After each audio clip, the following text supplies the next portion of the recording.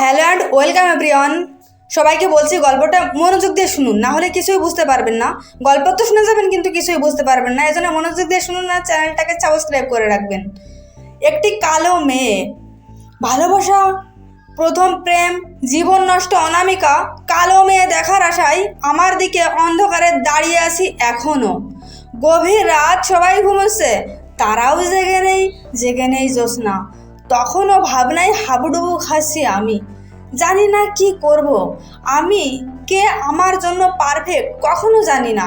প্রশ্নগুলো আমার পিছু হারছে না। আমিও ভাবনায় ব্যস্ত, অন্ধকার আকাশে তাকিয়ে আছি। বড্ড বেশি মিস করছি রাতের অন্ধকারে তারার বেলা। মিস করছি আমি ওই জ্যোৎস্নার আলো। মিস করছি আমি খুব অনামিকার সাথে কাটানো মুহূর্তগুলো। ভাবতে ভাবতে কখন যে 2টো বেজে গিয়েছে সেদিকে আমার খেয়াল নেই। ব্যালকনিতে আর রইলাম না, চলে গেলাম রুমে। ঘুমানোর চেষ্টা করছি, তবে ঘুম আসছে না। যদিও অনামিকার জন্য আমার মায়া হয়, তবে রিয়াকে ঠকানোটা কি উচিত হবে? অনামিকার অবহেলার জন্যই তো রিয়ার সাথে আমার সম্পর্কে জড়াতে হলো। রিয়াকে আমার ভালো লাগে না, ভালো লাগে রিয়ার রূপ। আর অনামিকার রূপ না থাকলেও অনামিকার মনটা খুব ভালো। অনামিকার চেহারার দিকে তাকালে অনেক মায়া লাগে। আমি অনামিকার চোখে দেখতে ভালোবাসা, অনামিকার চোখে দেখতে পাই বিশ্বাস। দেখতে পাই আমি অনামিকার চোখে বেঁচে থাকার কারণ। তবে একটা কালো মেয়ের সাথে কি সারা জীবন থাকা সম্ভব? বর্তমানে সবাই সুন্দরী মেয়ে দেখে বিয়ে করে, সেখানে আমার হবে কিনা কালো, ভাবতেই কষ্ট লাগে। তবে আমি অনামিকাকে ভুলতে পারি না। অনামিকা 3টা মাস আমায় কাঁদিয়েছে, আমি কি ভুলে যাব সেসব? না, কখনোই না। নির্ঘুম রাতে আমি এসব ভেবে চলেছি। শেষবার যখন ঘড়ি দেখেছিলাম তখন রাত্রি 4টা বাজে। কখন যে ঘুমিয়ে গিয়েছি খেয়াল নেই। ঘুম থেকে উঠেই দেখি বেলা 2টা বাজে। ফ্রেশ হয়ে খেয়ে বিকেলবেলা ঘুরতে বের হলাম। সারাদিন রিয়া একটিবারও ফোন করেনি। সত্যি বলতে আমার ভাগ্যটাই খারাপ। ভালোবাসার বিনিময়ে শুধু অবহেলায় আমার প্রাপ্য। আর অপেক্ষা করতে পারলাম না, রিয়াকে ফোন করলাম। রিয়ার ফোন ওয়েটিং। বিকেল থেকে সন্ধ্যা অবধি চেষ্টা করলাম, কোনো লাভ হলো না। সন্ধ্যাবেলা মন ভরা দুঃখ নিয়ে বাসায় ফিরলাম আমি। আজ পড়তে বসলাম না, মনটাই যেখানে ভালো না সেখানে কিসের পড়াশোনা। বাসার সবাই নিজ নিজ কাজে ব্যস্ত। আমি রুমে এসে শুয়ে পড়লাম। রাত 10টার দিকে আম্মু রাতের খাবার খাওয়ার জন্য ডাকলেন। রাতের খাবার খেয়ে ব্যালকনিতে চলে গেলাম। চারদিকে অন্ধকার। আমার এক হাতে সিগারেট, অন্য হাতে মোবাইল। সিগারেট টানছি আর রিয়াকে ফোন করছি। রিয়ার ফোন এখনো ওয়েটিং। রাত 12টা অবধি ফোন করলাম, শুধু ওয়েটিং। আমি একটার পর একটা সিগারেট জ্বালিয়ে যাচ্ছি। এভাবে কেটে গেল একটি সপ্তাহ। রিয়ার দেখা নেই, ফোনেও পাওয়া যায় না রিয়াকে। এদিকে সেদিনের পর অনামিকা আমাকে আর একটিবারও ফোন করেনি। আবারও খুব একা হয়ে গেলাম। হাতের সিগারেট ছাড়া কাউকে পাশে পায় না। সিগারেট জানে শুধু আমার মন খারাপের কারণ। এদিকে পড়াশোনার 12টা, পড়তে বসি না, ভার্সিটিতেও যায় না। বাবা সারাদিন অফিসে থাকে, আমার সম্পর্কে কিছু জানে না। শুধু রাতে খাবার টেবিলে দেখা হয় বাবার সাথে। আর মা মিথ্যে বলে বাঁচিয়ে নেন যে আমি পড়াশোনা করছি। মা সব জানে আমার ব্যাপারে। মায়ের উত্তম সিদ্ধান্তটি হলো বিয়ে কর, তাহলে সব ঠিক হয়ে যাবে, একাকিত্ব কমবে। তবে আমি কি করব কিছু মাথায় আসে না। প্রায় 1 সপ্তাহ পর বন্ধু দেবাশিস আমাকে নিয়ে পার্কে ঘুরতে গেল আমার মন ভালো করার জন্য। তবে সেখানে যে আমার মন কতটা খারাপ হয়েছে তা ভাষায় প্রকাশ করার মতো নয়। পার্কে যে দেখি রিয়া অন্য একটি ছেলের হাতে হাত রেখে হাঁটছে। আমি দূর থেকে দেখছি। কিছুক্ষণ পর রিয়াকে জড়িয়ে ধরল ছেলেটি। কি নির্লজ্জ রে বাবা! পার্কের মধ্যেই তাদের কিস বিনিময় শুরু। আমি আর সহ্য করতে পারছি না। বন্ধু মামুনকে বললাম, আমাদের বন্ধু বান্ধব সবাইকে খবর দে। আমাদের পোলাইপান সব আসলো। রিয়া ও ছেলেটি তখনও জড়িয়ে প্রেম করছে। আমি সামনে গেলাম।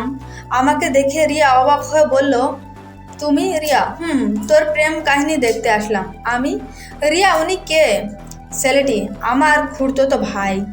রিয়া, কিরে মিথ্যে বলস কেন, সত্যিটা বল। আমি, কি বলছেন ভাই? ছেলেটি, রিয়ার সাথে আমার ছবি দেখিয়ে দেখ ভাই, এই ছবি দেখে কি মনে হয় তোর ভাই বোনের সম্পর্ক? আমি, ছেলেটি চুপ করে আসে, কিছু বলছে না। রিয়াও আমার দিকে তাকিয়ে আসে চুপচাপ। ভাই শুন, তোর সাথে আমার কোনো ঝামেলা নাই, তুই সরে যা, মেয়েটিকে শিক্ষা দিতে দে। তুই যে ওর হাতে মোবাইল দেখছিস, এটাও আমার টাকায় কেনা। যে কাপড় পরে আছে সেগুলো আমার কিনে দেওয়া। শুন ভাই, যে মেয়ে আমার থেকে সব কিছু নিয়ে তোর হাতে হাত রেখে ঘুরতে পারে, সে মেয়ে যে তাকে কখনো ছেড়ে যাবে না, তা তোর সাথে এরকম করবে না, তার গ্যারান্টি কি? আমি, ভাই একদম ঠিক বলেছেন ছেলেটি, তাহলে সরে যা, তোর সাথে আমার ঝামেলা নেই। আমার বন্ধু বান্ধবদের দেখিয়ে বললাম, দেখছিস কতজন, তোর একটা করে কিল ঘুষি দিলেও তুই শেষ। তাছাড়া তোর সাথে কোনো ঝামেলা নাই, এখান থেকে চলে যা। আমাকে আরেকটা প্রশ্ন করবি তো ঘাড়ের রগে খাবি। আমি, ছেলেটি কিছু না বলে চলে গেল। আমি বুঝতে পারছি ছেলেটির কষ্ট, তবে কিছু করার নাই। এরকম প্রেমিকা নামক বেশ্যার কারণে নষ্ট হয়ে যায় হাজারো ছেলের জীবন। এবার কোথায় পালাবি? আমি, ক্ষমা করে দাও, আমার ভুল হয়ে গিয়েছে, একটা সুযোগ দাও, আমি মন থেকে তোমাকেই ভালোবাসবো। রিয়া, হা হা হা, ভালোবাসা? তোর মুখে এই পবিত্র নামটি মানায় না। চুপ করে আছে রিয়া। শুন, একটা মানুষের মন ভাঙা খুব সহজ। তুই হয়তো মিথ্যে অভিনয় করেছিস, আমার কথা ছেড়ে দিলাম। ওই ছেলেটি হয়তো মন থেকে ভালোবেসেছিল, কিন্তু বিনিময়ে সে পেল প্রতারণা। তোর হয়তো কারো ভালোবাসার প্রয়োজন নেই, প্রয়োজন টাকা পয়সা, কিন্তু ওই ছেলেটি হয়তো টাকা পয়সার বিনিময়ে হলে ভালোবাসা পেতে চেয়েছিল। আফসোস, টাকা পয়সার বিনিময়ে সব পাওয়া গেলেও হয়তো ভালোবাসাটা পাওয়া যায় না। আর ছেলেটি কি করবে জানিস? সিগারেট ধরবে, হয়তো অন্য কোনো নেশা করবে। অনেকে এরকম কষ্ট সহ্য করতে না পেরে আত্মহত্যাও করে। আর তোর মতো মেয়েরা কি নতুন কাউকে খুঁজতে ব্যস্ত। তবে সব মেয়ে এরকম নয় সব ছেলেও। আচ্ছা, একটা বার ভেবে দেখতো, আজ তুই যদি ছেলে থাকতি আর ছেলেটি যদি মেয়ে হতো, আর এরকম ঘটনা ঘটলে তোর কেমন লাগতো? মনে কর, তোর হাত খরচের টাকা বাঁচিয়ে প্রিয়জনকে কিছু গিফট করলি, নয়তো বা ফোনে টাকা কথা বললি, আর বিনিময়ে উপহার হিসেবে পেলি প্রতারণা। কেমন লাগবে তোর? মনে কর, কাউকে ভালোবাসলি মন থেকে, সে তোকে নিয়ে বিছানায় গেল, তারপর তার ইচ্ছা পূরণ করার পর তোকে ছেড়ে দিল, কেমন লাগবে তোর? ঠিক সেরকমভাবে তোর জন্য ছেলেটিরও সেরকম লাগছে। তোদের মতো মানুষদের জন্য, সে হোক ছেলে অথবা মেয়ে, ভালোবাসার উপর মানুষ বিশ্বাস হারিয়ে ফেলেছে। তোদের মেয়ের জন্য কিছু ছেলে নেশাখোর হয়, তোদের মতো মেয়েদের জন্য ক্লাসের সেরা ছাত্রটিও একসময় বকাটে হয়ে যায়। শুন, ভালোবাসা সেটা নয় যার জন্য কারো জীবন নষ্ট হয়, ভালোবাসা সেটা যার জন্য কারো নষ্ট অগোছালো জীবন গোছালো হয়, তাকেই ভালোবাসা বলা হয়। কথাগুলো বলে চলে আসলাম। রিয়া আমার দিকে তাকিয়ে আছে। আমি আর পিছন ফিরে তাকালাম না। বাড়িতে ফিরতেই মা আমার মুখ দেখেই বুঝে গেলেন কিছু একটা হয়েছে।